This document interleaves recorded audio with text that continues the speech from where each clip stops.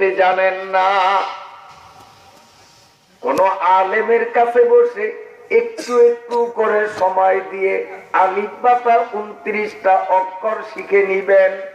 এরপরে কোরআন শরীফ সহজে কিভাবে পড়া শেখা যায় আলেমের কাছে বেশি নয়, মাত্র 15টা দিন আমি বললাম।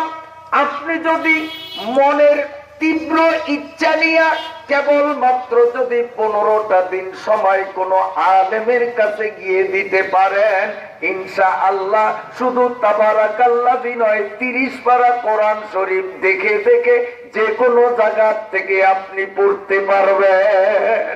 সুবহানাল্লাহ, সুবহানাল্লাহ।